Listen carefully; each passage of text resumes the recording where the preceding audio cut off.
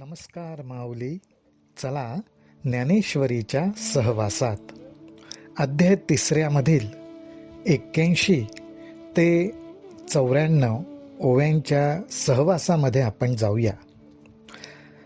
आपल्याला ज्ञानोबाराय स्पष्टपणे सांगतात की हा मृत्यूलोक कर्माने बांधलेला आहे. कुठलाही जीव ह्या लोकामध्ये कर्मरहित अशा अवस्थेत राहू शकत नाही. स्वाभाविक घडणारी कर्म, नित्य घडणारी कर्म, काही निमित्ताने घडणारी कर्म, निमित्ताने घडणारी कर्म, अशा प्रकारे एक ना अनेक कर्मांनी हा मृत्यूलोक बांधलेला आहे. ह्याविषयीच एक महत्त्वाचा शब्द ज्ञानोबारायांनी वापरला, ज्याच्याशी आपली ओळख ह्या अगोदरच झालेली आहे, आणि तो म्हणजे स्वधर्म. स्वधर्माचं पालन करत, अर्थात आपल्या वाट्याला येणारं कर्म कर्तव्य म्हणून आपण ते करणं, त्याचबरोबर आपल्यासाठी जे उचित आहे, विहित आहे, ते कर्म न टाळणं, अशा प्रकारे आपल्याला ज्ञानोबारायांनी या अगोदर मार्गदर्शन केलेलं आहे. आणि जेव्हा अशा प्रकारे यथायोग्य आणि योग्य वेळी प्राप्त होणारं कर्म, त्या कर्मातून आपल्या विषयसुखाच्या इच्छा पूर्ण व्हाव्यात अशी इच्छा न बाळगता आपण ते कर्म करून जशी परमेश्वराची इच्छा असं म्हणून त्याच्या चरणी अर्पण केलं, तर ते कर्म परमेश्वराला प्राप्त होतं, परमेश्वर तत्वाच्या प्रित्यर्थ केल्यासारखं होतं, आणि हाच आपल्याकडनं कर्माच्या साह्याने यज्ञ केला जातो. म्हणूनच ज्ञानोबारा असं म्हणतात, स्वधर्मो जो बापा तोची नित्य यज्ञू जाणपा, म्हणोनी वर्तता तेथ पापा संचारू नाही. हा निजधर्मू जै सांडे आणि कुकर्मी रती घडे, तैची बंधू पडे सांसारिक. थोडक्यात आपल्या वाट्याला येणारी कर्म भगवंत प्रित्यर्थ करणं हा आपल्याकडून घडणारा नित्य यज्ञ आहे.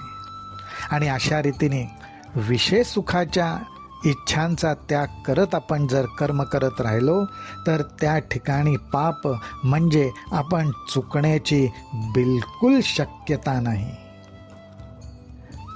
ज्ञानोबाराय तर म्हणतात, म्हणोनी वर्तता तेथ पापा संचारू नाही. कुठल्याही चुकीला आपण कुठे कमी पडू ह्याची काही शक्यताच नाही, त्याला काही वावच नाही. आणि आपल्याला ह्या लोकामध्ये येऊन कर्म तर करायचंच आहे, तर मग कुकर्म कशाला करायचं? कुठलंही कर्म करायचं म्हटलं की कष्ट आलेच. मग कुकर्मांमध्ये सुद्धा जर कष्ट पडत असतील, तर त्याच्यापेक्षा कष्ट घेऊन सत्कर्म केलेली चांगली नाहीत का? कारण कुकर्म जर केला तर तैची बंधू पडे सांसारिक. म्हणून स्वधर्मानुष्ठान ते अखंड यज्ञ याजन, जो करी तया बंधन कहींच न घडे. हा लोकू कर्मे बांधिला, जो परतंत्रा भूलला, तो नित्य यज्ञा ते चुकला म्हणून या.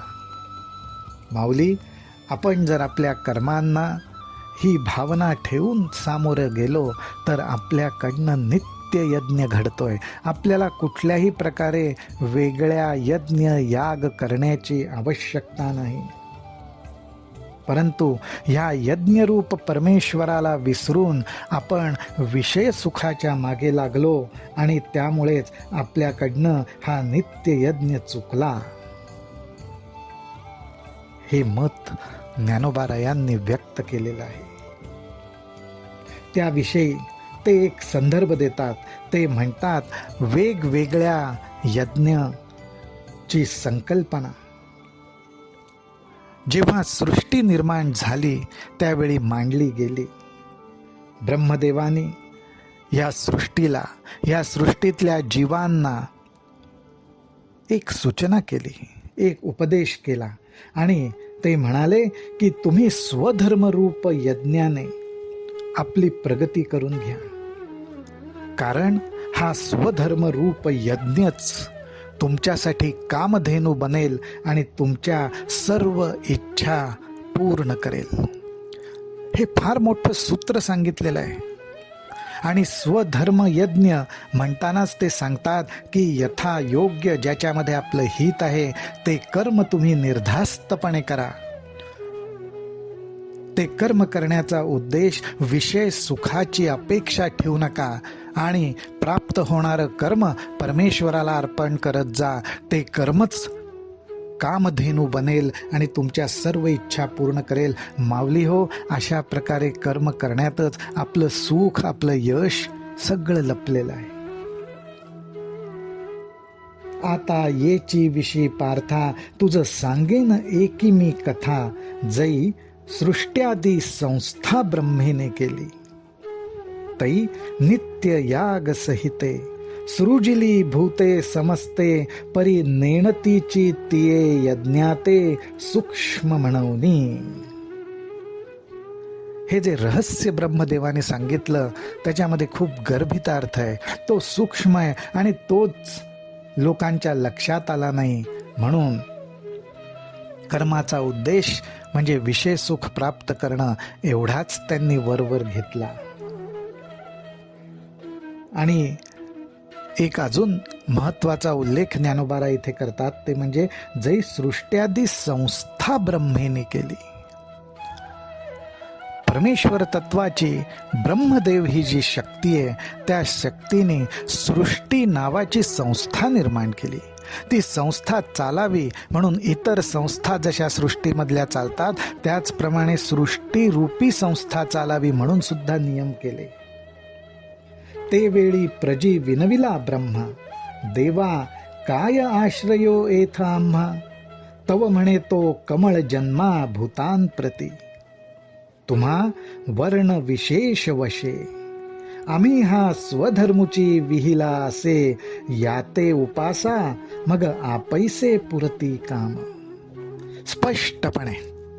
स्पष्टपणे इथे भगवंत सांगतात की वर्ण विशेष वशे. प्रत्येक जीवाकडे मूलतःच नैसर्गिकपणे जे कौशल्य आहे त्या कौशल्याला धरूनच आम्ही हा स्वधर्म लिहिला आहे, त्याचं नियमन केलेलं आहे. त्या नैसर्गिकपणे असणाऱ्या कौशल्याचा वापर करूनच तुम्ही आपलं यश, आपली वाटचाल सुखाची, समाधानाची, समृद्धीची करून घ्यावी. त्यासाठी तुम्ही व्रते नियमू न करावे, शरीराते न पिडावे, दुरी कही न वचावे, तीर्थासी गा. योगादिके साधने, साकांक्ष आराधने, मंत्र यंत्र विधाने झणी करा. देवतांतरा न भजावे, हे सर्वथा काही न करावे, तुम्ही स्वधर्म यज्ञी यजावे अनायासे. इतक्या स्पष्टपणे ज्ञानोबाराय आपल्याला सांगतायत की हा स्वधर्म रूपी यज्ञ इतका सहज आहे, इतक्या नैसर्गिकपणे तुम्हाला प्राप्त झालाय की तुमच्या इच्छा मनोकामना पूर्ण होण्यासाठी मुद्दामून योगादिक साधन करायची आवश्यकता नाही. मनात आकांक्षा धरून कुठल्याही देवदेवतांची आराधना करायची जरूर नाही. मंत्र यंत्र इतर विद्या यातले कुठलेही प्रकार करायचे जरुरी नाही. जर का तुम्ही निश्चयाने आणि प्रामाणिकपणे स्वधर्म रूपी यज्ञाचं पूजन जर केलं तर.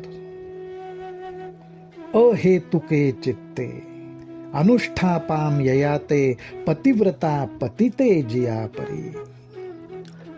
हे एक उदाहरण ज्ञानोबा यांनी इथे दिलं की पतिव्रता स्त्री ज्याप्रमाणे एकनिष्ठपणे एकाग्र चित्ताने आपल्या कर्तव्यांचं पालन करते, तेवढ्याच एकाग्रपणे निश्चयाने चित्तपूर्वक तुम्ही सुद्धा स्वधर्माचं पालन करा आणि विषय वासना पूर्ण करण्यासाठी कुठलाही हेतू तुमच्या कर्मामध्ये ठेवू नका.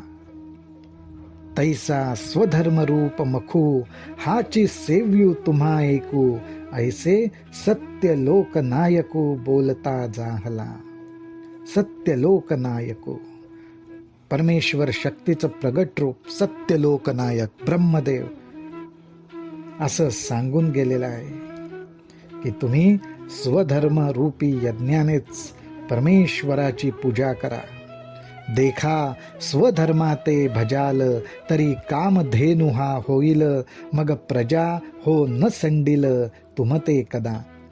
अहो किती स्पष्टपणे भगवंत सांगतायत की अहो ह्या लोकात आल्यावर तुम्हाला कर्म करणं प्राप्तच आहे, तर सहजपणे तुमच्या वाट्याला जी कर्म येत आहेत ते अत्यंत प्रामाणिकपणे करा, परमेश्वराचं स्मरण करत करा. अहो आपल्या प्रत्येकाकडे कामधेनू ह्या कर्माबरोबर परमेश्वराने पाठवलेलीच आहे. हा स्वधर्मरूपी यज्ञ केल्यावरती कामधेनू प्रत्येकाला प्रसन्न होईल याची खात्रीही परमेश्वर देतोय. किती आपल्याला उघडपणे हे मार्गदर्शन ज्ञानोबारायांनी केलेलं आहे.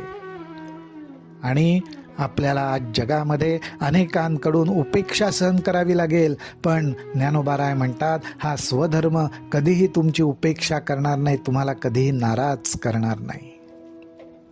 तर माऊली हो, ह्या स्वधर्मरूपी यज्ञाचं पूजन सहजपणे आपल्या वाट्याला चालून आलेलं आहे. कामधेनू आपल्या दारात त्या रूपाने आलेली आहे. आपण सगळे मिळून त्याची सेवा करत राहू. कर्म करत असताना परमेश्वराचं स्मरण करत ते कर्म परमेश्वराला अर्पण करत राहू. रामकृष्ण हरी, रामकृष्ण हरी, रामकृष्ण हरी.